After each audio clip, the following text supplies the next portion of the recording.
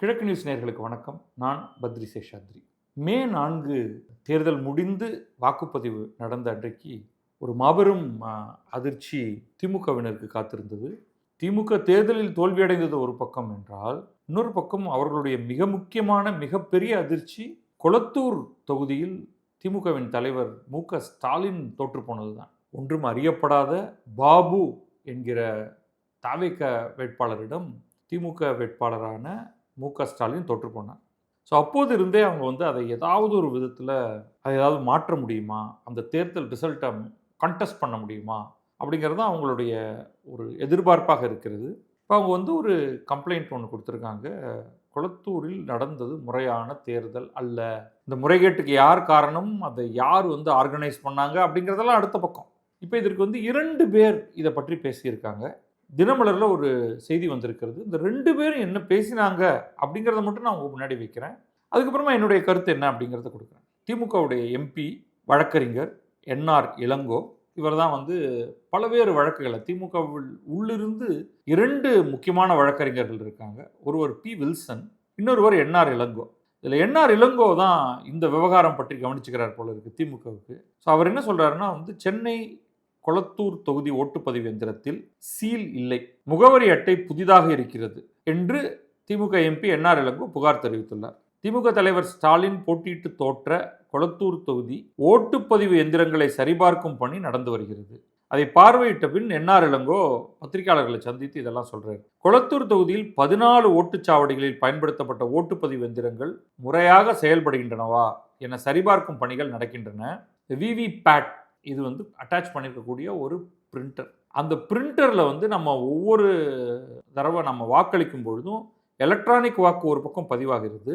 அந்த பதிவுக்கு இணையான பிரிண்டட் சீட் ஒன்று, ஒரு குட்டி சீட்டு, அது பிரிண்ட் ஆகி அப்படியே நமக்கு அந்த கிளாஸ் வழியாக அது காமிக்கும். அதை நீங்கள் எட்டி பார்க்கலாம். நான் அமுத்தினது ரெட்டை இலைக்குன்னா அங்கே ரெட்டை இலை வருதா, தாமரைக்குன்னா அங்கே தாமரை வருதா, உதயசூரியனுக்குன்னா அங்கே உதயசூரியன் வருதா அப்படின்னு நீங்கள் எட்டி பார்க்கலாம். பார்த்து உறுதி செஞ்சுட்டு அந்த சீட்டு உங்களுக்கு இல்லை, அது கட்டாகி அது உள்ளுக்குள்ளே விழுந்துடும், ஒரு பெட்டியில் போய் அது சேர்ந்துடும். அந்த பெட்டியையும் அப்படியே பாதுகாத்து வைப்பாங்க. அந்த பிரிண்ட் ஆனது சில ஆண்டுகள் தாங்கக்கூடிய மாதிரியான மையினால் பிரிண்ட் செய்யப்பட்டது. இந்த மாதிரி எலெக்ஷன் பெட்டிஷன் வருதுன்னா மீண்டும் சரிபார்க்க வேண்டியிருக்கும் எல்லாத்தையும். இந்த எலக்ட்ரானிக் ஓட்டிங் மிஷினில் எவ்வளோ பதிவானதோ அதே எண்ணிக்கையில் விவிபேட்டில் பிரிண்ட் ஆகி விழுந்திருக்கா அப்படிங்கிறதையும் பார்க்க வேண்டியிருக்கும். ஸோ இளங்கோ இப்போ சொல்கிறதுக்கு வந்துடுவோம். 29ஆம் தேதி, ஜூலை 29ஆம் தேதி 2 எந்திரங்கள் சரிபார்க்கப்பட்டன. அதில் பிரச்சனை இல்லை, இது அவரே சொல்கிறது. சரிபார்க்கப்பட்டனா இந்த விவிபேட்டில் அது கரெக்டாக இருக்கா அப்படிங்கிறது சரிபார்க்கப்பட்டது. 30ஆம் தேதி 2 எந்திரங்கள் சரிபார்க்கப்பட்டன. அதில் யாருக்கு ஓட்டளித்தோம் என்பதை காட்டும் கருவி வேலை செய்யவில்லை அப்படின்னு இளங்கோ சொல்கிறார். 31ஆம் தேதி மற்றொரு ஓட்டுச்சாவடியில் பயன்படுத்தப்பட்ட விவிபேட் செயல்படவில்லை. 30ல் 2, 31ல் 1, 3 கருவிகள், இந்த விவிபேட் கருவிகள் செயல்படவில்லை. நேற்றைக்கு ஓட்டுச்சாவடி எண் 75ல் ஓட்டுப்பதிவு எந்திரங்கள் சரிபார்க்கப்பட்டன. அப்பொழுது அதில் இருந்த முகவரி அட்டையில் எண்கள் வேறுபாடு இருந்தது. பின் ஓட்டுச்சாவடி 175ல் எந்திரங்கள் சரிபார்க்கப்பட்டன. மொத்தம் 4 ஓட்டுப்பதிவு எந்திரங்கள் இருந்தன. அனைத்திலும் புத்தம் புதிய முகவரி அட்டைகள் பொருத்தப்பட்டிருந்தன அப்படிங்கிறது. அதில் முகவரிகள் பூர்த்தி செய்யப்படவில்லை. கடிதம் அதே போல பின்பக்கத்திற்கு பதிலாக முன்பக்கம் சீல் வைக்கப்பட்டிருந்தது. மொத்தம் 8 எந்திரங்களை சரிபார்த்ததில் 3ல் பிரச்சனை இருந்தது. 30% பிரச்சனை. 8ல் 3 பிரச்சனை. இந்த தேர்தல் முறையான தேர்தல் இல்லை, இந்த காரணத்தினால இந்த தேர்தல் முறையான தேர்தல் இல்லை என்று அறிவியல் பூர்வமாகவும் சட்டப்பூர்வமாகவும் தெரிய வந்துள்ளது. இன்னும் இதெல்லாம் திமுக தரப்பு மட்டும்தான். இது குறித்து மாவட்ட தேர்தல் அதிகாரியிடம் கடிதம் கொடுத்துள்ளோம். விரைவில் சென்னை உயர்நீதிமன்றத்தையோ உச்சநீதிமன்றத்தையோ நாடுவோம் அப்படின்னு என்ஆர் இளங்கோ சொல்றார். இப்போ மாநகராட்சி கமிஷனர் சமீரன் அளித்த பேட்டி. இப்போ ஒவ்வொரு பகுதியிலையும், இப்போ சென்னை எடுத்துக்கிட்டிங்கன்னா உங்களுக்கு தேர்தல் ஆணையம் இருக்கு, இருந்தாலும் எல்லா செயல்பாடுகளும் யார் பண்றாங்க அப்படின்னா மாநில அரசு அதிகாரிகளும் மத்திய அரசு அதிகாரிகளும், தமிழகத்தைச் சேர்ந்த மத்திய அரசு அதிகாரிகளும் தான் பண்ணுறாங்க. இந்த ரெஸ்பான்சிபிலிட்டி இருக்கு இல்லையா, இந்த கருவிகளை எல்லாம் பாதுகாத்து வைப்பது, அதெல்லாம் மாநகராட்சியின் கையில் இருக்குது. மாநகராட்சி இன்னும் திமுக கையில் தான் இருக்குது. ஆனால் அதிகாரிகள் ஆட்சி மாற்றத்தின்படி அதிகாரிகள் இப்பொழுது ஆட்சியில் இருக்கும் ஆட்சியின் கீழ் வருவார்கள் அப்படின்னு வைத்துக்கலாம், கமிஷனர் போன்றவர்கள்லாம். மாநகராட்சி கமிஷனர் சமீரன் அவர் ஒரு நேர்காணல் கொடுக்குறாரு. அதில் அவர் பத்திரிகையாளர்களை சந்தித்து சொல்லும் பொழுது இவருடைய வெர்ஷன் பார்த்துங்க. ஓட்டுப்பதிவு எந்திரங்கள் சரிபார்ப்பு பணியில் முதல் கட்டமாக ஓட்டுப்பதிவுக்கு பயன்படுத்தப்பட்ட எந்திரங்கள் சரியானதா என்பதை அடையாளம் காணும் பணி நடந்தது. எந்திரத்தையே மாற்றி வச்சுட்டாங்களா இல்லையா, அதுதான் இப்போ நம்ம பார்த்துருக்கிறது.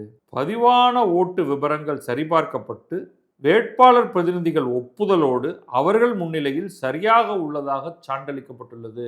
சமீரன் என்ன சொல்றாரு, எல்லாம் சரியா இருக்குன்னு வேட்பாளர்களோட பிரதிநிதிகள் சான்றளித்திருக்கிறார்கள். இப்போ என்ஆர் இளங்கோ ஏன் வேற மாதிரி சொல்றாரு தெரியல நமக்கு. மின்னணு ஓட்டுப்பதிவு எந்திரங்களின் செயல்பாட்டை சோதிக்கும் வகையில் குறைந்தது 500 ஓட்டுகள் முதல் 1400 ஓட்டுகள் வரை மாதிரி ஓட்டுப்பதிவு செய்யப்படும். மாதிரி ஓட்டுப்பதிவு, அதாவது இது வந்து பழைய ரெக்கார்டெல்லாம் எடுத்து வச்சாச்சு. புதிதாக இது முதல்ல ஒழுங்காக ஒர்க் பண்ணிச்சா அப்படிங்கிறத இப்போ ஒர்க் பண்ணி பார்க்கறதுக்காக மாதிரி ஓட்டுப்பதிவு செய்யப்படும். இந்த மாதிரி ஓட்டுப்பதிவு செய்ததிலையும் இந்த பணியிலும் இதுவரை எந்த தவறும் நடக்கவில்லை. இனிமேதான் மற்ற மின்னணு ஓட்டுப்பதிவு எந்திரங்கள் சரிபார்க்கப்படும். இதுல புகார் கொடுத்தவங்க இந்த இடத்துல திமுக புகார் கொடுத்திருக்கு. அவர்கள் வரவில்லை என்றாலும் மற்ற வேட்பாளர்கள் முன்னிலையில் சரிபார்ப்பு பணி செய்து முடிக்கப்படும் அப்படின்னு இவர் சொல்றாரு. இங்கே ஒரு கேப் தெரியுது. என்ஆர் இளங்கோ சில குற்றச்சாட்டுகள் வைக்கிறார். லார்ஜ்லி 3 குற்றச்சாட்டுகள் அவர் வைக்கிறார்.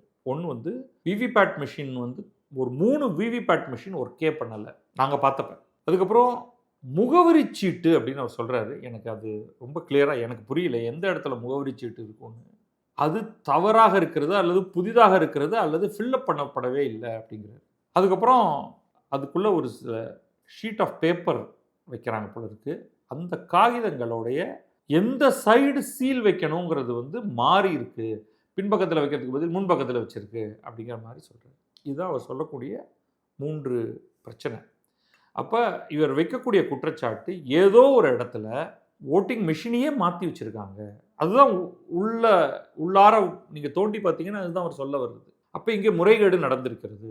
முறைகேடு நடந்திருக்கிறது என்றால் முன்கூட்டியே திட்டமிட்டு தாவேகாவை ஜெயிக்க வைக்க வேண்டும், ஸ்டாலினை தோற்கடிக்க வேண்டும் என்று ஒரு பெரிய கான்ஸ்பிரசி நடந்திருக்கு. அதுதான் நீங்கள் அப்படியே நீட்டிச்சுக்கிட்டே போனால் அதுதான் அவர் சொல்ல வர்றது. இப்போ ஃபஸ்ட்டு எலெக்ஷன் பெட்டிஷன் அப்படிங்கிறது வந்து ஹைகோர்ட்டில் போச்சுன்னா இந்த தேர்தல் முறையானதாக நடக்கவில்லை, இதில் குளறுபடிகள் இருக்கின்றன, வேண்டுமென்றே ஸ்டாலினை தோற்கடிப்பதற்காக இதையெல்லாம் செய்திருக்கிறார்கள் அப்படின்னு நீங்கள் ஒரு பெட்டிஷன் போடுறீங்க.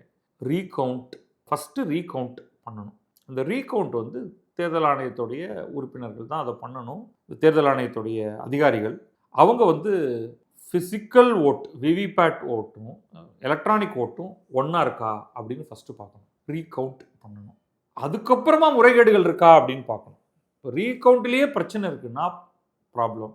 ரீகவுண்ட் சரியாக இருக்குது, விவிபேட்டும் எலக்ட்ரானிக் ஓட்டும் கரெக்டாக மேட்ச் ஆகுது, பர்ஃபெக்ட் 100% மேட்ச் ஆகுதுன்னா தென் நீங்கள் இதை மற்ற விஷயத்தெல்லாம் கொண்டு வரணும். இது வந்து டேம்பர் ஆகிருக்கு, இது வந்து மாற்றி வைக்கப்பட்டிருக்கு அப்படின்னு. அங்கெல்லாம் வந்து சாத்தியக்கூறுகள் இருக்கின்றனவா அப்படிங்கிறத ஹைகோர்ட் ஏற்றுக்கொள்ளணும். அதுக்கு பிறகு அவங்க முடிவு செய்யணும் இந்த தேர்தல் முறையாக நடந்திருக்கிறதா இல்லையா, இந்த வெற்றியை வந்து ஏற்றுக்கொள்ளணுமா கூடாதா. சப்போஸிங் அவங்க அந்த வெற்றியை இந்த ரிசல்ட்டை கேன்சல் பண்ணுறோம் அப்படின்னு சொன்னாங்கன்னா அப்போ அடுத்து உச்சநீதிமன்றத்துக்கு போகலாம். ஸோ இது வந்து 5 ஆண்டுகள் இப்படி ஓடிக்கிட்டு இருக்கும். அதுதான் இங்கே இருக்கிறதுல ப்ராப்ளம். விரைவில் இதுக்கெல்லாம் வந்து 3 மாதத்துக்குள்ளே நாங்கள் வந்து வேர்டிக்ட் கொடுத்துட்றோம் அப்படின்னு பண்ணாங்கன்னா ஏதாவது ஒரு மீனிங் இருக்கும்.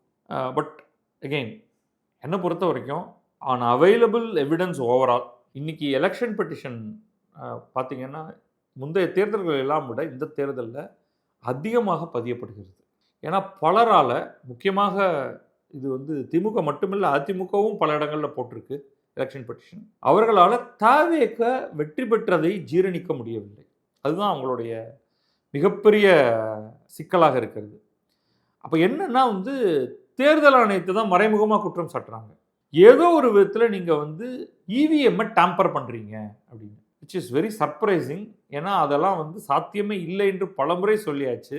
ஆனாலும் இதை விடாமல் தாங்கள் ஜெயிக்கும் பொழுது ஒரு கருத்தாகவும் தோற்றபின் வேறு ஒரு கருத்தாகவும் இந்த இவிஎம் பற்றி வச்சுருக்கிறவங்க இவங்களை வந்து காப்பாற்றவே முடியாது. ஸோ இந்த கண்டஸ்டிங் எல்லாம் ஓடிக்கிட்டு தான் இருக்கும். சட்டத்தில் இதுக்கு எல்லாத்துக்கும் இடம் இருக்குது, இதெல்லாம் பண்ண முடியாது, கிளம்பி போங்க அப்படின்னு சொல்ல முடியாது. அப்போ திமுகவுக்கு வந்து ஒரு மன திருப்தி இதில் கிடைக்கும். நீங்கள் வந்து முறையாக ஜெயிக்கலை, நீங்கள் என்னை ஏமாற்றிட்டீங்க அப்படின்னு. யார் உங்களை ஏமாற்றினார்கள்? அந்த டீப் ஸ்டேட் யார், அந்த எதிரிகள் யார் அப்படிங்கிறத நம்ம வந்து பொறுத்திருந்து தான் பார்க்கணும். இந்த மர்ம முடிச்சை அவிழ்க்கப் போவது யார், சென்னை உயர்நீதிமன்றமா அல்லது உச்சநீதிமன்றமா அப்படிங்கிறத வந்து நம்ம பொறுமையாக சில ஆண்டுகள் கழித்து கண்டுபிடிப்போம். நன்றி, வணக்கம். நான் பத்ரி சேஷாத்ரி. இது கிழக்கு நியூஸ்.